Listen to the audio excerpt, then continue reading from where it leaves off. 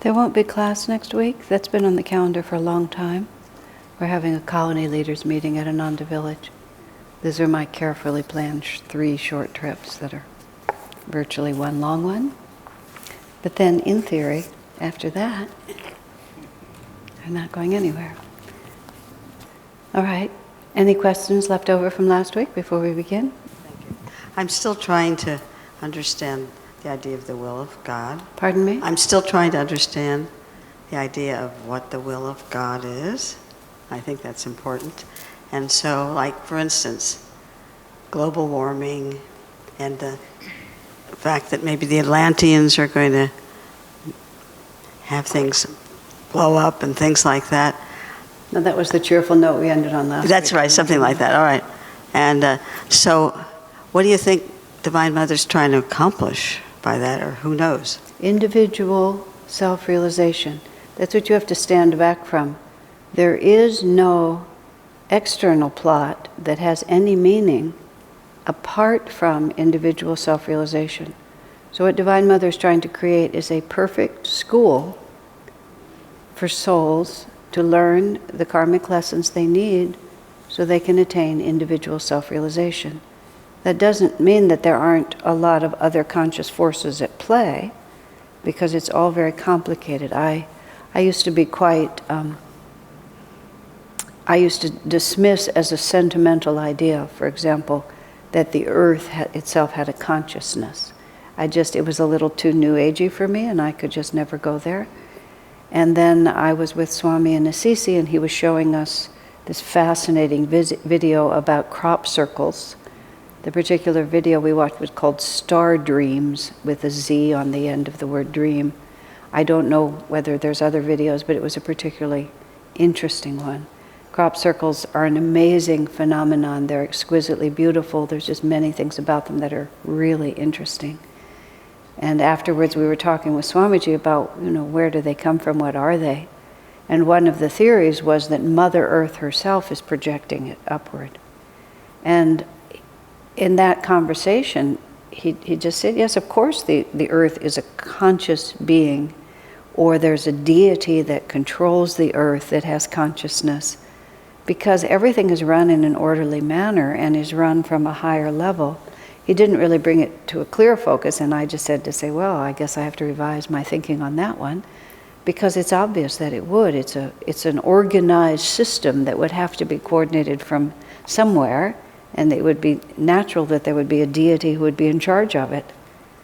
But their job, working, if you sort of go up the chain of command, however that works, it's all in response to divine law, and all of our experiences are given to us to help us understand where happiness, divine law is what actually brings us fulfillment and what actually brings us happiness. Divine law is not somebody arbitrarily.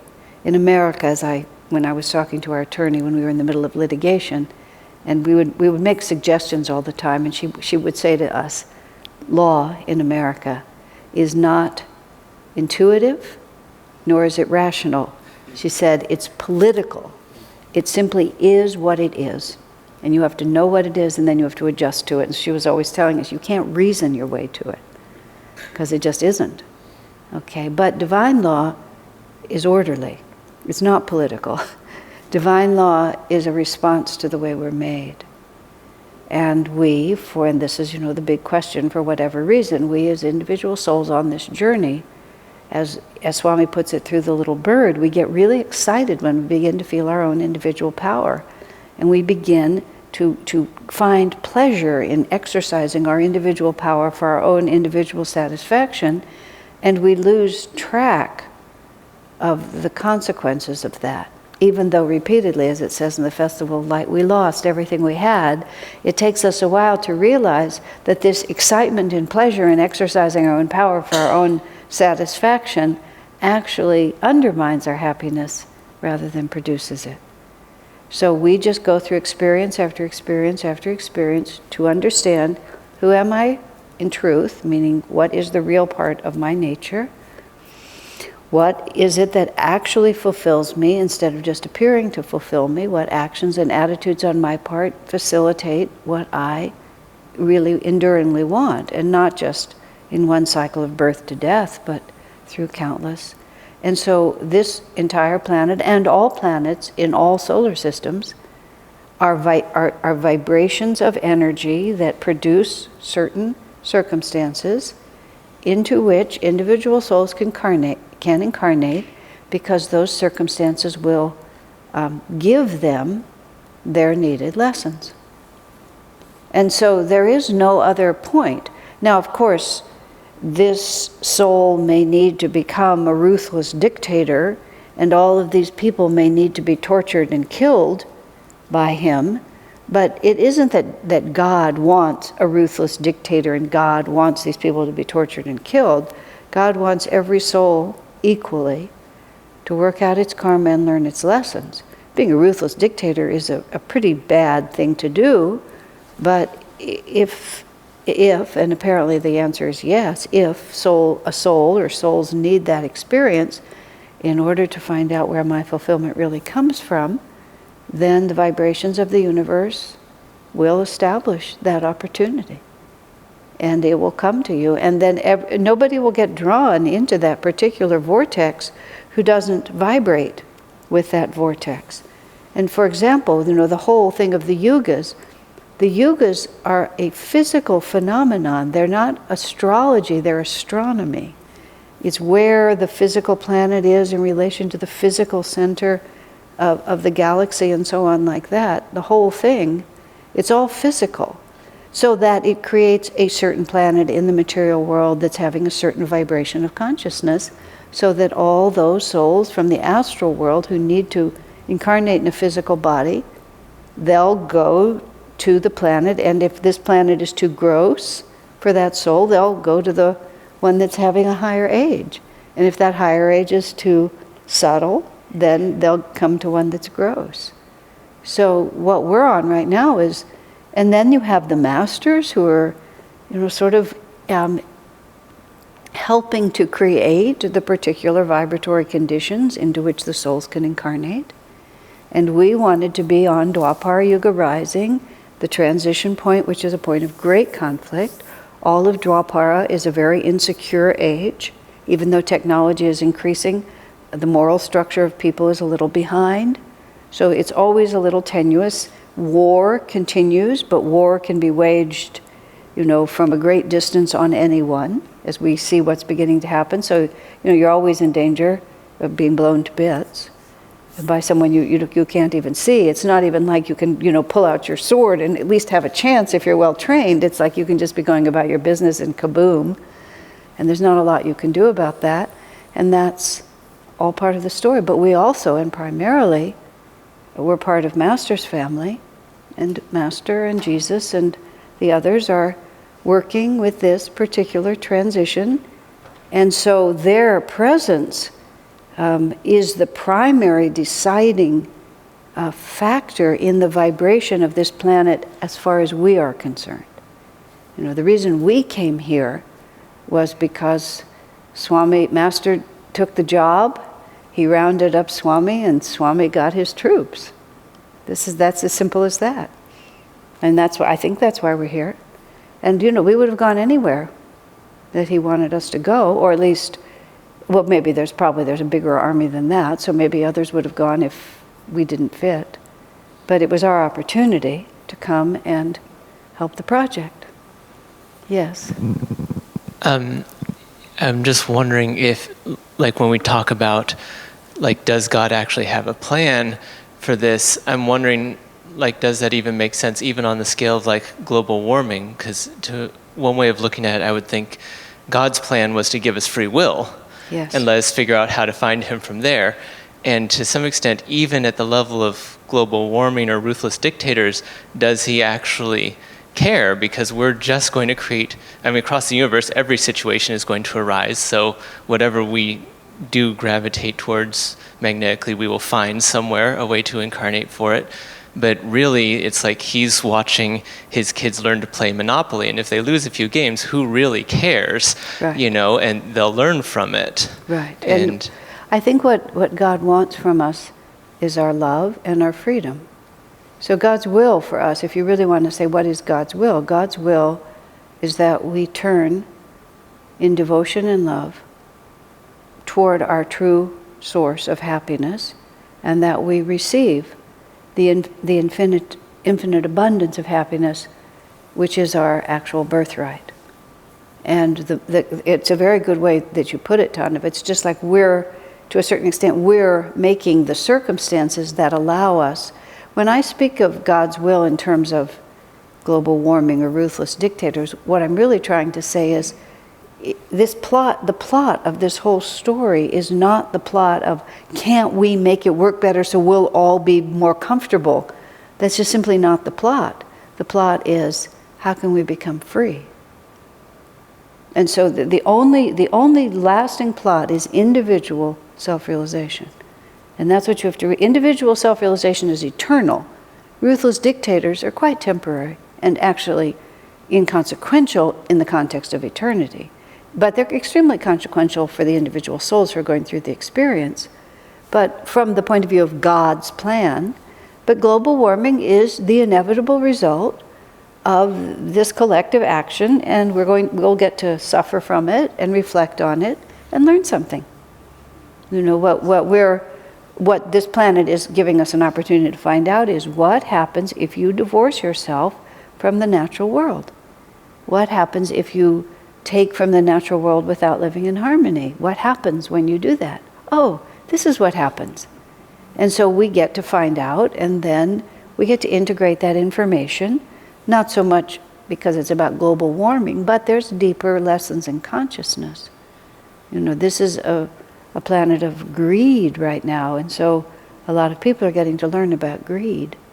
And that's a very good thing to learn about, because greed is one of those things that trips you up many incarnations. So even if you're a small person in terms of greed, still, I was reading a biography recently of a man who was part of he was a Jew in France during the Second World War, and the story is not important, but he ended up, well, the story is important. I mean, he ended up working in the resistance, and he played a big role in that whole story. And on 2 different occasions, he was captured and incarcerated for a time, and he felt it was absolutely essential that not one improper thing ever be done by him or on his behalf, because he felt there was so much evil that he couldn't participate even at all. And what actually happened, which was very strange, he was incarcerated in the camp, and his girlfriend, basically she traded her body for a visa for him with some South American. So she got him out and she gave him the visa, and he said, "How did you get this?" And when he found out how she got it, he wouldn't take it. He went back to the camp, which was, of course, a very hard thing to do. But in his own heart, he felt that if he in any way touched anything that wasn't purely honorable, then it would all be lost for him. It was partly just intuition. He knew he couldn't win by any such means. You would think such a thing would be justified, but not for him. Yeah. Interesting. And there was a couple of other instances like that where he just absolutely held, and at great cost to himself. Not a small sacrifice at all, but he couldn't take it. Interesting. So, any other questions or comments? So when I'm talking about, people like global warming, species extinction, all of the things that people are so anxious about, and with good cause, and I say, well, you have to think about it in terms of God's plan. What I mean by that is, the plot is not human comfort. And if you try to figure it out from the plot, from human comfort, and therefore if human beings just get a bit more organized, which essentially means if they would behave more like I want them to behave, then this thing would be all right. That's just not taking into account that that's not the plot. And so therefore we can never do it. Like Swamiji said, you have a school and you have all the students going through the school.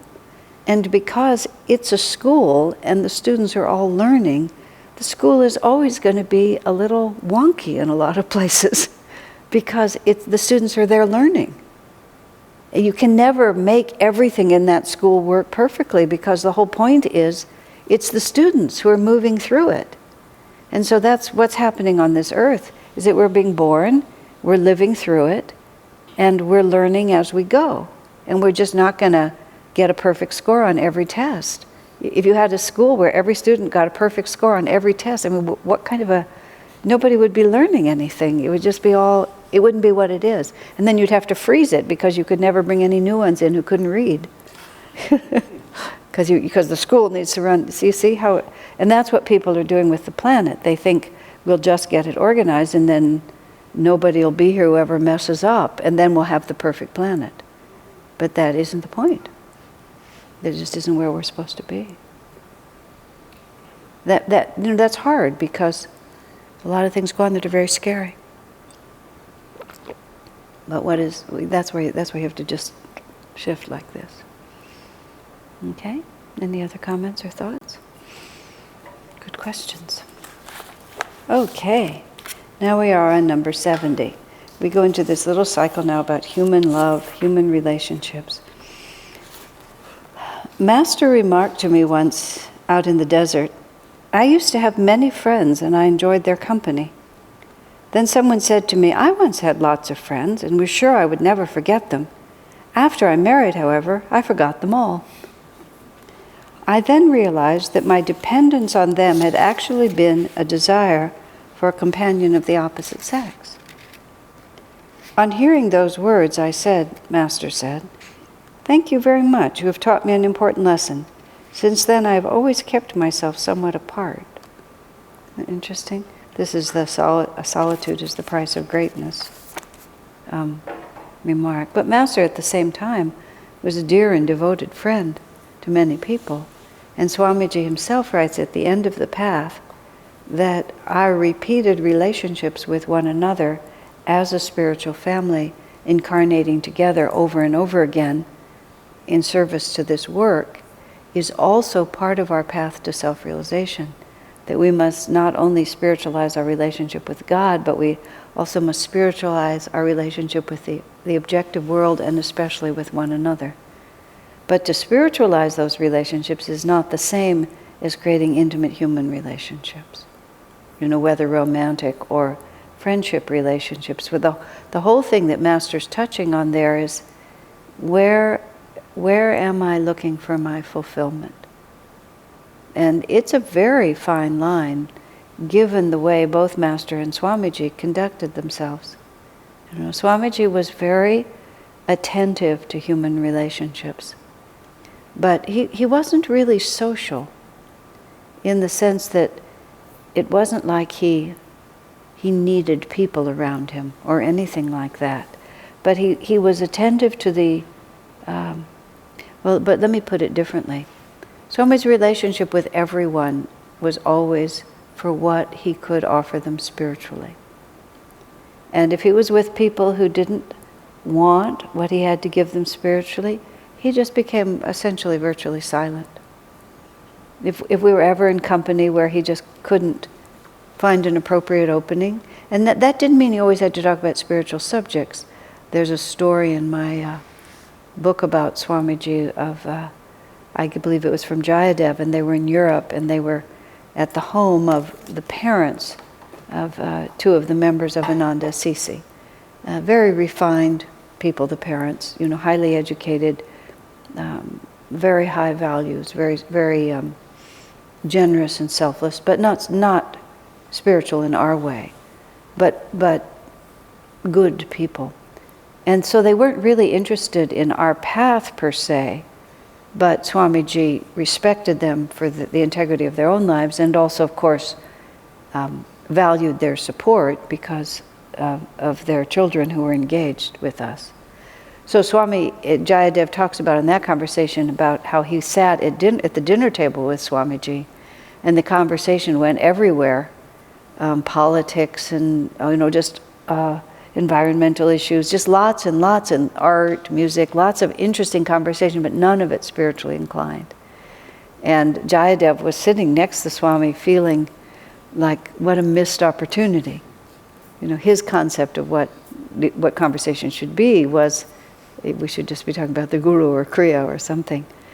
And just to finish that, he was just sitting there sort of feeling a little judgmental, and he heard Swami very quietly under his breath singing one of the chants. You know, and he just realized suddenly that whatever Swami was talking about, his consciousness was somewhere else. So what I mean by that is that Swamiji was charmingly appropriate in all circumstances. But I've seen him in places where the conversation just wasn't elevated enough for him to engage in. People were just talking on a level of trivia or materiality that he couldn't engage. And he would just become quite contentedly silent. Even in environments where people were allegedly being spiritual, but were just not receptive to what he had to say. He would make an effort, and then once it was clear his input wasn't needed, he would just retire quietly into himself. He didn't have any necessity to shine. But whenever there was energy drawing from him, I mean, he would take over the whole situation because that's what he was there for. That's just simply that. And if you didn't want that from him, then there was no relationship.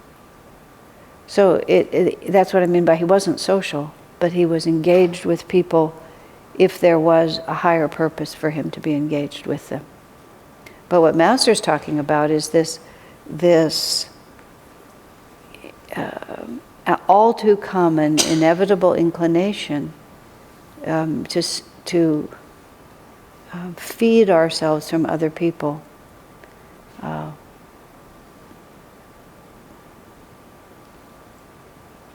In ways that are not really going to serve us. And he specifically draws this because Master was a monk. And, you know, he didn't want to just be sublimating, not that he actually would, but he was playing the role, sublimating that desire for a mate into just having all these friends. But really what he was doing is he was still following that same line, he was just pushing it in another direction. And that's what he's also saying here. Because, you know, a perfect renunciate, it's a very subtle reality. But I balance that by saying, but Ananda's very warm-hearted. And whenever I've seen someone within Ananda become too austere, not because they were drawn to be austere, but because they thought they ought to be austere, I've never seen it work for them. I've always seen such people always be essentially going against the tide and then eventually just riding a different tide out the door. So there has to be a certain relaxation. Some people, however, you know, you look at yourself and you just have to really be honest about what's really genuine. And then you have to be really honest about whether you're drying up or expanding. I never said it would be easy. He never said it would be easy. Does that make sense? Very subtle. You know, Swami can only talk so much about the monastic path in a public book, but there's a lot of hints that are very interesting. Okay, anything more about that? Number 71. Think how for thousands of years, this is this wonderful one. Think how for thousands of years human lovers have vowed under the moon to love each other eternally, and the moon looks down and laughs to see their skulls strewn over the sands of time. That classic romantic line of his. And the moon looks down and laughs to see their skulls strewn over the sands of time. Such is human love. He was talking to the monks. This body seems so permanent, but life is brief. The love entertained by people for one another is an abstraction. Only love itself, like life itself, endures for eternity. Its forms change constantly. Outward attachments also change. God's love alone is eternal. So it's just really an absolutely gorgeous paragraph, but it's really a challenging one, isn't it? But what he's talking about is, again, it's all about levels. In the holy science, the little tiny bit I know about the holy science, Sri Yukteswar talks about, until the heart is purified, we are compelled by our own nature into intimate, close relationships with people, because unless we are pushed into those close relationships, the unresolved issues of the heart simply don't come to the fore. And that by no means that everybody has to marry, but we don't live as hermits. We're drawn like this. And of course, for most people, the householder path is the right path. It's just simply necessary. Sexuality makes people too restless, and as Swami said, they don't get freer by suppressing that energy. Often they just become more and more bound. It's much better just to make an appropriate alliance and then work with it. But let's not get too excited. That's what he's also saying. Let's not just get too exaggerated in the way we define it. Be good spiritual friends to each other, and be conscious, both of you, that you are being a channel, that the love that you're experiencing is not because of each other, but because of the fact of love. That love exists, and I am experiencing love, and I am experiencing love in your presence, and I am directing love toward you. But, as he says, the forms change. So it isn't as if this union is creating that love. It's that love exists, and this union gives us an opportunity to express it. And then the more exaggerated we get about that in the wrong way, which is what he says about lovers pledge themselves eternally and then they die and they don't even remember. And we don't want to embarrass ourselves. But that doesn't mean that even that romance is not appropriate, or a very romantic attitude is not appropriate. It just has to be balanced with an awareness, a slightly impersonal, One of our well-known Ananda couples was, the man was reputed to have told his wife on their wedding night that he wanted her to understand that he considered marriage a job. And he said then emphatically, "Now don't misunderstand, I intend to do a very good job." He said, "But it's a job. In other words, I'm not going to mistake this for something that it's not. This is my appropriate karmic assignment in this life is to be a good husband to you, and I intend to be a very good husband," and he has been. But he's not going to say to her, "Now that I've found you, everything in my life is settled forever, and you are the source, the beginning and the end, in the middle of everything for all eternity." That's what Master says. People just laugh at you. Because things happen. Forms change. Yeah. Then soulmates is something completely other, which isn't related to romantic love in this way. So it's always very complicated. Very complicated. Okay. Any other comments or thoughts about that? Swamiji, we're a householder community. Swamiji himself, got married for a while, and he was very distressed when our community was turning extremely monastic. At the period of time when he got married, 1980, 81, and then with Parameshwari and then Rosanna a few years later, the community was just going all monastic. And it wasn't as if all those people were actually called to the monastic life. It was that people thought they ought to be monastic. I'm serious spiritually. If you're serious spiritually, you should be a monastic, therefore I'll be a monastic. People just were not moving from any kind of inner call. It was becoming a very outward thing. And the whole thing was falling over to the side. And Swamiji prayed to Master and said, everything about Ananda has been defined by me. How are we going to solve this? And that was when he felt Master say, "Well, why don't you get married?" Swami said, "Sir, I'm a monk." And he felt Master respond, "For you it doesn't matter now." And so he said, "All right." And then eventually he married Rosanna. And it did right the community. What actually happened when he met Parameshwari and brought her back to the community and essentially said, I'm not going to be a Swami anymore, I have a partner now. They never actually married, and she didn't stay. But what happened was Swami walked back and said, I felt inwardly guided to do this. And first there was a certain response from a certain element in the community that said, essentially, you need to stay in the box we've put you in.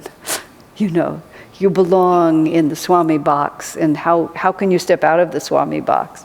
And Swami said, I felt inwardly guided to do this.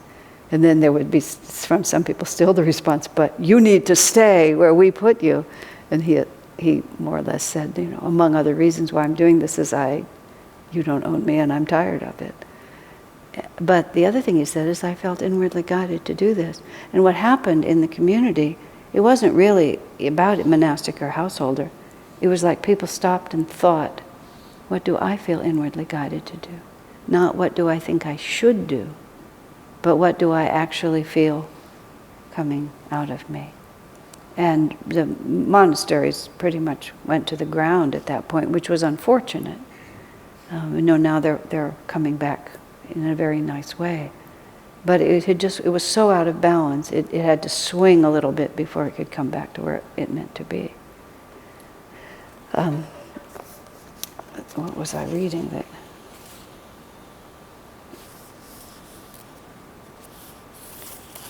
I forgot what the paragraph was. Oh yes, it was all about human love and so on. But Swami was very dignified, and he was very ardent in his affections, but always within reason. He wasn't cold, is what I mean.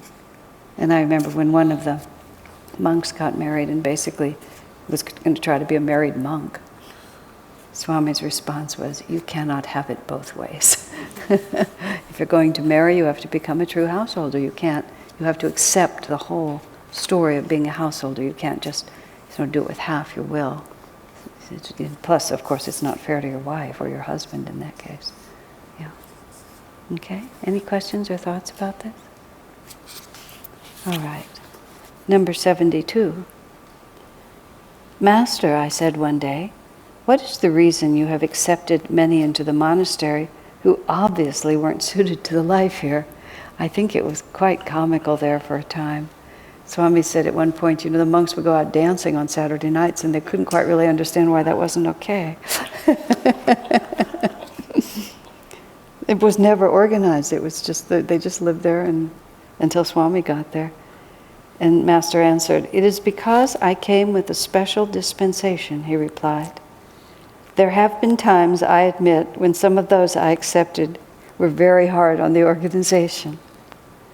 He didn't add, what I now believe to be true, that he'd made a commitment to those individuals in former incarnations and wanted to encourage them toward their own eventual salvation. Indeed, it was constantly impressed on me that far from being merely the president of an organization, he was the loving father of a family of spiritual seekers, many of whom were still wandering in delusion. I asked him next, do you want us to be as lenient in accepting people after you are gone? No, he replied. You must be stricter. It's a very interesting paragraph, isn't it? In a sense, it's like, what is the purpose of the monastery? It's the same question as like, what is the purpose of the world? What is the purpose of the spiritual organization? Is it to just keep everybody in line and nobody ever does anything strange? And was it yesterday or somewhere when I was talking recently, I was referring to that time in 1994 to 98 when Ananda was accused of being a predatory environment in which women were the playthings of the men. And I mean, ludicrous charges, so ludicrous that we never took them seriously, vastly underestimating the distortion potential of the American so-called justice system. But that's over here. But it created this, you pull a Band-Aid off certain things and you discover that a lot of people have a lot of issues. So suddenly when this whole issue of how women are treated and whether women are being treated or mistreated, it was just this whole thing erupted out of Ananda that had been festering, which is, it's more complicated than that. I should say it more accurately. Let me sort of give you a little more context. At that period of time, something was happening to the yoga movement in America. And this predated our lawsuit altogether. And Swami saw it begin to happen. And what was beginning to happen is that people were trying to integrate a psychological and a spiritual approach. And they were trying to sort of have this spiritual facade, but what they wanted to bring into it was the ego's right to assert itself. And one of the really key issues between psychology and spirituality, now don't misunderstand me, psychology has a place, but a big difference between psychology and spirituality is that in the spiritual field you are never a victim. You can never be a victim because of the law of karma, because of reincarnation, because it's all about your consciousness. It's not about what happens to you. It's only about how you respond what happens to you. You can never be a victim. The whole idea that anybody's ever done anything to you is completely contrary. If you read Swami's book, Sadhu Beware, and he gives all those rules for how to actually overcome the ego, which includes if people accuse you, don't explain yourself. Just leave it. Who cares what they think? But you have to have an enormous amount of psychological health to be able to stand in that, because you know who you are before your conscience and God, and you simply don't need. Your next step is not to stand up for yourself. Your next step is to repudiate yourself. That's why even when we were in all that litigation, Swami was just a terrible witness. Because even though he was forced to answer questions, he would never defend himself. And he never gave any vibration of needing to persuade, which made people think he was guilty. Because he just never tried to tell you that he wasn't, vibrationally even. He was just so impersonal about the whole thing. There were many reasons why everything went gablooey in certain ways, but that was also one of them. But the psychology movement, the idea of psychology is, I find out who I am, I know I have my appropriate boundaries, I speak my truth, I stand up and declare I have certain rights, things must be organized to respect who I am. There's a whole lot of things that follow. At a certain stage of your development, that's exactly what you ought to be doing. And sometimes people who have been actually abused or mistreated, and bad things have really happened to them, and they've never had the courage to respect themselves enough to stand up and say, that's not appropriate behavior, I will not accept that. They try to skip all the way. They just try to skip that whole need, and they just surrender it all to God. They tried to surrender it all to God, but they're motivated by fear. They're afraid to acknowledge many realities about themselves in their own life, and so that attempt to offer themselves to God is not an actual self-offering, it's actually a fear-based action. Do you follow all of that? So Swami saw that people were trying to assert their egos, be able to claim their own rights in all these different ways, and do all that in the context of an ashram. And he saw that it was going to be the death of the yoga movement, because you can't both have your ego and overcome it. And so he actually, at that point, he said he started going onto the yoga circuit, and he would go to all these yoga conferences, and there was a time there where he was going to all the conferences and being a keynote speaker because he was trying to bring the movement back. People were getting restless in a lot of the ashrams. This was just the whole movement, the 70s and the 80s time. And he felt that the whole movement needed to be rescued. And so what happened with us when our case came up, it was just exactly that. It was the same thing. Ananda's supposed to protect me. Ananda's supposed to be a safe place where I can come. And it's like, no, actually not. Ananda's a place where you're supposed to overcome all your attachments, all your ego, all your hesitations. It's not designed, certainly it's not designed to hurt you, don't be stupid. But no, it's not meant to be a place where you can settle in and feel safe. It's just the opposite of that. Go ahead. So we serve different populations, one of which are the long-term, ashram residents who are really on this path, and another population is the people who come in for Med 1 or Sunday service right off the street. Would you say what you just said equally for both groups? Well, I would never lie about what the spiritual path is. A woman asked me once, she said rather suspiciously, "Does Ananda believe in family values?" She said it like that. I said, "Not above divine values, no. If family interferes with your search for God, then family is not the value anymore." And it's a related thought, but it doesn't mean that anybody who comes in for Med 1 has to leave their husband or wife just because they're not accompanying them in. But the path is what it is. And ultimately, it's between you and God, and everything else is of no consequence. But that's not relevant to you. It's not relevant to most people when they start. And even for most of us, it's still it's a work in progress. But what happened was, I was going back to what happened at Ananda at that time, is this sort of movement came up of people sort of demanding the right to assert their egos and be respected for it, is what it really came down to. They wanted to be able to just want what they wanted and to be heard and respected for that. And it's a perfectly valid point of view, but you can't, it wouldn't be Ananda anymore if you did that. You can be heard, you can be respected for who you are, but then we have a whole other intention. That's not an end in itself. That's not what we're trying. We're not just trying to make a place where we all hear and respect each other. We're all trying to work for Dharma. And just because you feel strongly is not a reason for me to support you, unless what you feel strongly about is also in tune with the teachings as we're trying to live them. Do you see the difference? It's a very important difference. So, I had conversations with people where they say, "You're not listening to me.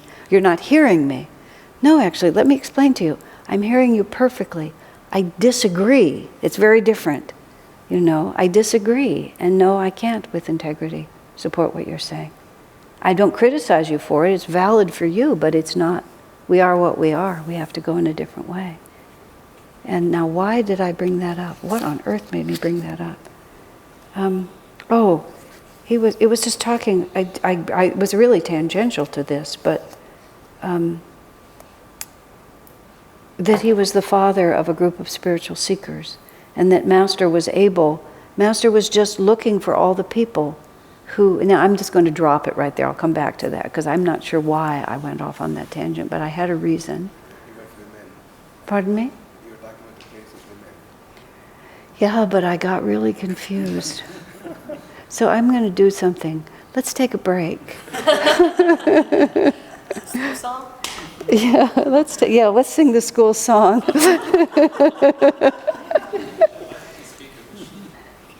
Okay. Now, I have no idea why I was saying what I was saying in relation to this particular thing, but I will comment on this whole business about Master. It was about an organization. There was the key. Master was not the president of an organization. He was the father of a spiritual family.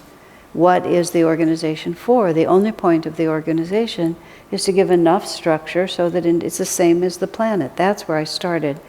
The planet is not meant to work that well. The organization has a job to do, but its entire reason for being is to provide the right setting for individual self-realization. And it is working if people are learning self-realization. It's not working if people find it as a place where they can nest down. And just nest down and, know exactly what they're supposed to do and not grow.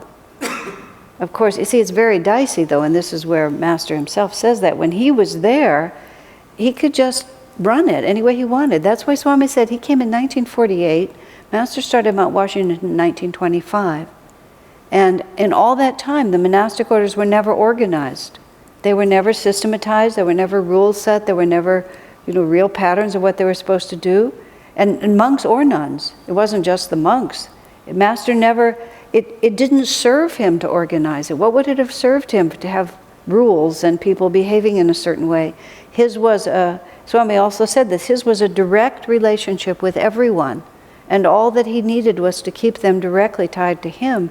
You also have to understand that everything went very well then because his magnetism just held it at the center. And he had the magnetism that he could hold all these different individuals by that one thread to him, and then it didn't just devolve into chaos. Whereas if they hadn't been so tied to him, their own disinclination for the life that they were actually living could have caused a great deal of dissonance. And even then, he said, it was hard on the organization. You bring somebody with a big temper, or with a drinking problem, or with a really rebellious nature, or someone who's just loud and worldly even though they have a loving heart. And you put them in the monastery, and they're just reading bad literature and talking about other things. It's very disruptive. It's very hard on the organization. But they, as Swami said, they had the karmic privilege of having Master's loyalty, so Master pulled them in and helped them as much as he could. But as he knew as he was leaving, and that's why there was a big house cleaning just before he left, that he couldn't let those people stay. Just like Jesus at the end of his life had to purge out those who weren't strong enough to be able to endure what was about to happen and be able to carry the message forward in the right way, because all those different people with their own, creative interpretation, you couldn't leave them there as the representatives when it had to be carried on. You had to have some clarity and some focus in order for it to endure afterwards, unless he just wanted it to dissipate in chaos. So those apostles that were left after Jesus died were deeply rooted in the reality of who Jesus was. So they were able to work with each other to a large extent and figure out what to do. And then they were able to carry on their mission. If there had been, let's just say, the other 12 that were just completely confused, who were still asserting their right to define it, you can just imagine the meeting. It would have been a mess because there would have been no unity. Yeah. I was just thinking as you said that, it was probably Jesus' mercy for those who were not strong enough to withstand that test when he was crucified. Mm-hmm. Just think of Peter, how strong he was, and someone that didn't have that kind of conviction, right. The turmoil they would have gone through had they stuck with it. That's exactly right. He didn't want to subject them to a test that was greater than they could pass. So when Master was alive, he could run Mount Washington in a certain way. But without him there, without the absolute loyalty that all his disciples had to him personally, they weren't going to be able to just transfer that to his successor or his successor's successor.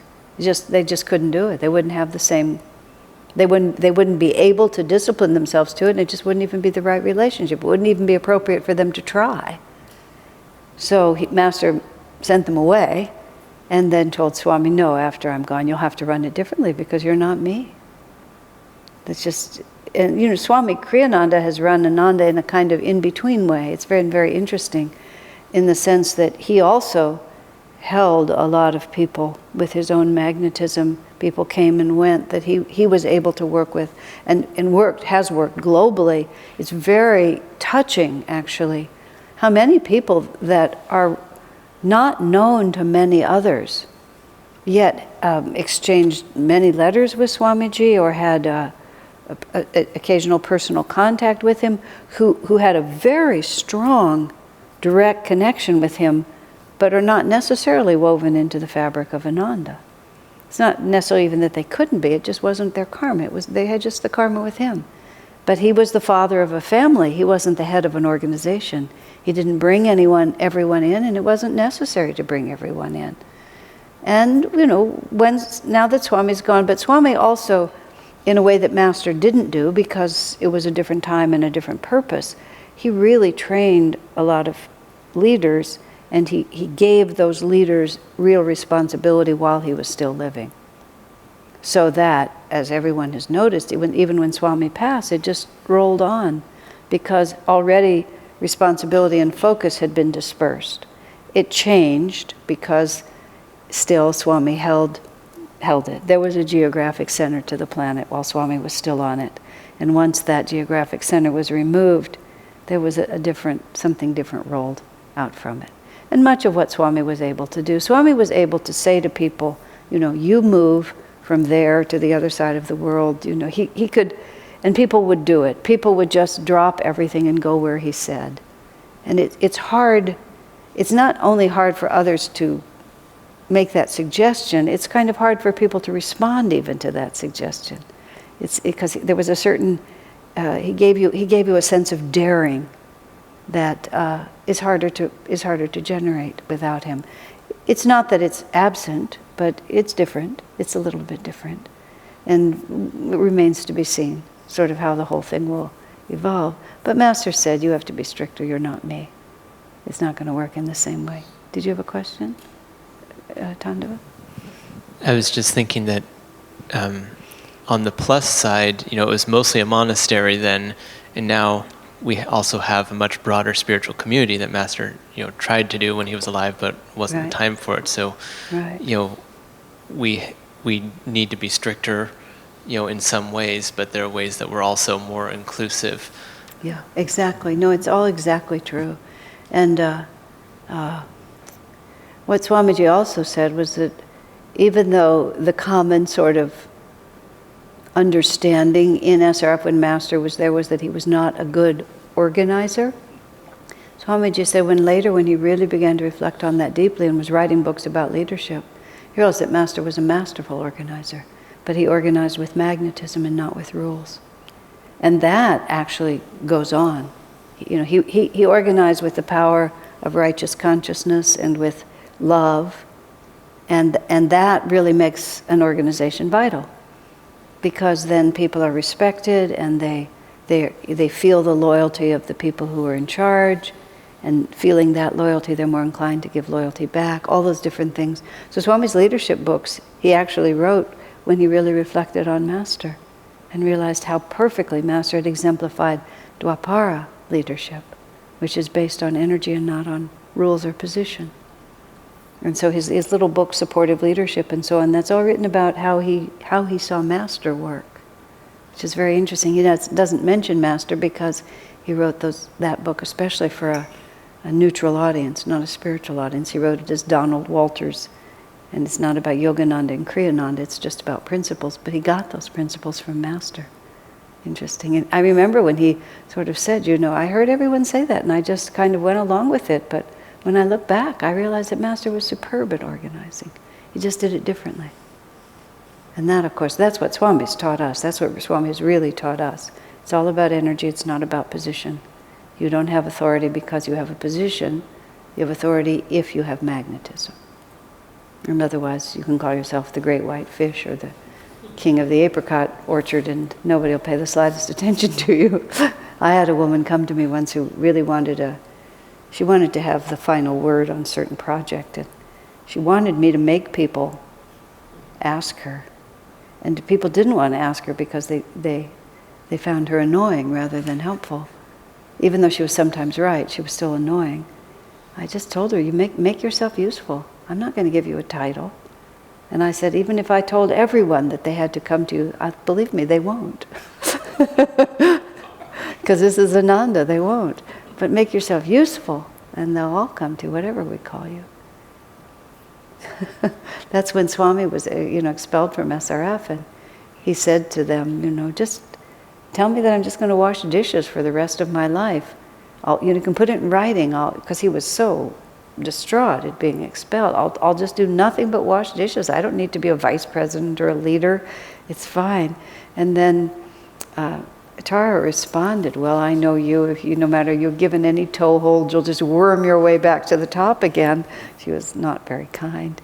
And Swami didn't accept that, but he had to say, he said if he were washing dishes, pretty soon dishwashing would become the most popular and the most desirable job, because he has magnetism.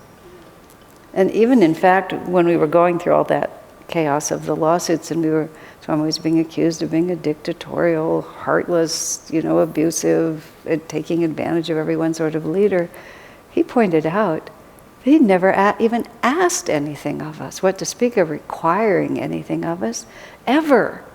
There was nothing supporting his position, nothing supporting his position. He said, all I've done is just live my life with enthusiasm. And if people wanted to join him, fine. And if they didn't, they didn't. And it was actually really interesting to look at that.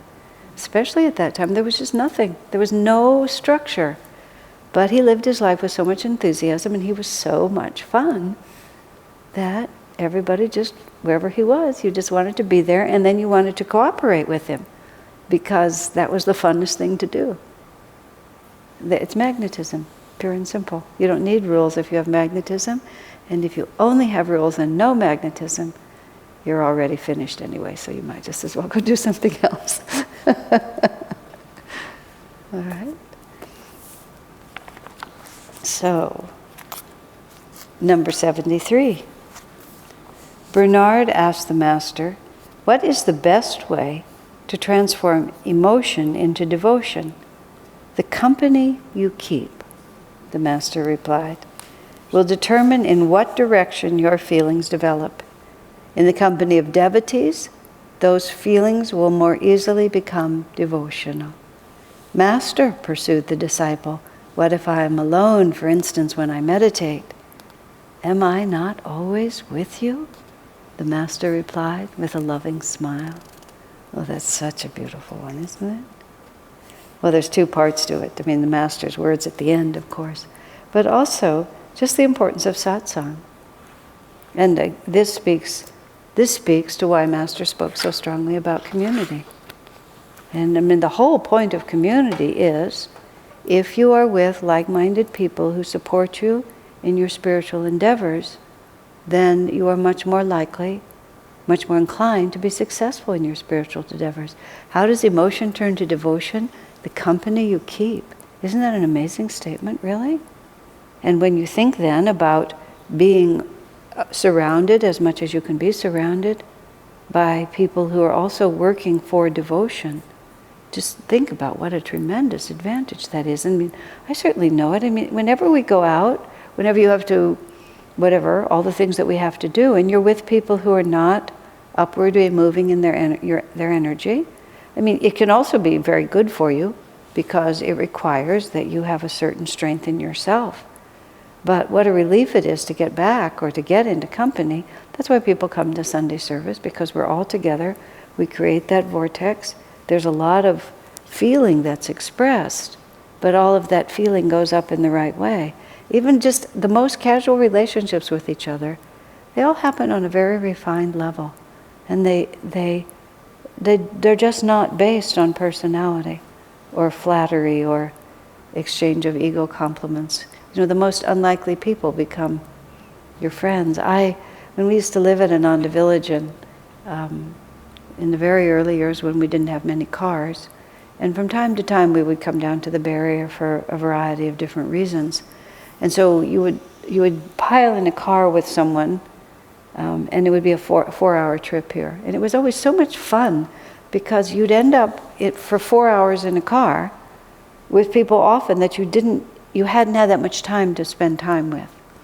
And it was such fun, because invariably at the end of that ride, you would have discovered that you were just the dearest of companions, because we were all our energy was moving in the same direction. And really, in a true sense, I hadn't thought of it like emotion and devotion, but instead of it just being an exchange of neutral feelings, everything would always end up just being lifted, just by the company of being with another meditating disciple. And that's the company you keep. Which way are you oriented? But then, of course, Master's comment, yes, Master's comment at the end, of his omnipresence with us. Yes. Also, not only among ourselves to help each other like that, but it's a pretty powerful atmosphere for much newer people to come into. Yes. And I just try to think back in any situation where there's a person, number one, that is obviously new. I've never met him or her before. But at the same token, I engage the person, and there's something about the whole process that points that person in the right direction, or they don't say anything. Yeah. It's pretty sweet. And it's also why coming to Sunday service and participating in the devotional events especially is not entirely whether you are coming to be inspired. It's that when serious meditators come to those events, then the atmosphere is created and everybody gets to be uplifted. We had one year before they had finished, before they'd built what's now the expanding light, when the only temple we had was still up at the seclusion retreat. And at that time, the dining room was right next to the temple. There's a big garden there now, but it was right next to the temple. And it was a dome, slightly smaller. And our community had outgrown the temple. So for the Christmas meditation, there really just wasn't room inside the temple. So half the community was going to meditate in the common dome and the other half was going to meditate in the temple. And we created what we called the esophagus, which was this black plastic structure that went from what was the back door of the temple then to the back door of the common room. And it was this black plastic tube that you could, in your socks, you could slide on it. It was really fantastic. But we called it, I don't know why we called it the esophagus, but we did. So then you would go between the two buildings through the esophagus. And so somebody had this idea. Swamiji was going to split his time. He would be in the morning in the temple and then in the afternoon in the common room. So we had this idea that we would split it according to how long you'd been at the community, been in Ananda. So everybody who was 5 years or more or whatever it was in the common room, and all the other people were in the temple, which turned out to be just an absolutely terrible idea, because all the experienced meditators were in another room, and that whole room was filled with people who were new meditators. Of course, the common room, it was amazing. It was just absolutely brilliant from the start to finish. And Swamiji later described the temple. He said, it was like a migration in there. He said, for the life of me, I couldn't figure out where they were going. He said, but there was just this sense of constant movement in there. So it was very vivid demonstration. But when we were all newbies on it, our attendance at Sunday service we just sort of understood it, like it wouldn't happen unless we were there. It wasn't like it was just happening from one place. It was like our being there is what made it happen. And I always want to take any opportunity to remind people of that. It's not just whether you feel like coming, it's part of your seva to come. And of course, it doesn't hurt you to come, and it's better not to get too cocksure of yourself that you can just I don't need to go anymore. It's always a little dangerous. But it's also a big service to come, because just, the experienced energy in the room. Whenever there's a big event at Ananda Village and a lot of the core of our Sangha is not here, and I have to give a Sunday service, it's a very different service. It's not like a migration. But I'm very conscious because the whole room is different when the core is removed from it. Very dramatically so. Yeah. Okay, any other questions or comments? Okay, let me see. I'll just read 74 and then we'll call it a night. It isn't enough merely to live in this holy place, Mount Washington, Master sang. Some people who live here waste their time playing the organ and engaging in other idle pursuits. There are many rats and mice in the canyon on the property. They aren't progressing spiritually. To develop spiritually, you have to make a deep individual effort. Well, I guess that's partly what I was just saying a few minutes ago. You have to keep fresh in your mind what you're doing and why you're doing it, and stay active with it. Really, the single most important thing on the path is to keep your enthusiasm. Well, perhaps the single most important thing is not, but one of the things that is very important to watch out for is to watch for your enthusiasm. Somebody came and talked to me, and they were just, they were sort of just talking about, I used to do this and I used to do that. It doesn't appeal to me as much as it used to. And I don't know what they actually thought I was going to say, but I said, a couple of years from now, you're not going to be with us anymore. And they were just horrified by what I said. I said, look at you. Look at where you're going. This is not automatic. This isn't magic. You don't just sign up and then it's magic. It does not work automatically. It works because you commit yourself to it and you put out the energy. People too often start thinking about these things as if it was a magic incantation. It's not a magic incantation at all. There's not a bit about it that's magic. It's energy given, energy returned. And at the beginning, when you're effortlessly enthusiastic and it's all new, you don't really understand that. But if you stop putting out energy, it stops giving energy to you. And if you stop receiving energy, pretty soon it stops inspiring you. And you either go find another ashram where you can start the whole cycle over. There was this man who came to speak to Swami. He was a journalist. And he said, I love to be I'm a spiritual person, but I get involved in this path and I learn certain path and I learn all the techniques and I'm so excited, and then after a little while it's just not inspiring me so much anymore. So I go over here and I learn this one and I'm so excited. And he said, but I don't really seem to be getting anywhere. Swami said, yes. He said, yes, going in circles gives you a certain sense of accomplishment. He said, the bigger the circle, the greater the sense of accomplishment. But he said, you just make this big loop and then you just keep coming back to the same point. And so, but people sometimes leave even after a long time because they have allowed their energy to drop. And then it drops below the point where you feel the inspiration. And it drops and people stop attending, they stop meditating as much, they stop seeking out their spiritual friends. You have to watch. You have to pay really close attention, because if you stop putting out energy, you stop getting as much from it. And Maya is very sneaky. Maya is like it's like water on a submersible. It's just always looking for a little hole where it can just get in again. And merely because we're swimming around down there doesn't mean we're safe. Rats and mice don't make progress. So again, community helps, because there you are. And I mean more than just residential community, but just being part of the group. You can always just find a way to plug in and make something new happen. And you're not just all by yourself trying to whip up enthusiasm with nothing to help you. So, I think that was it.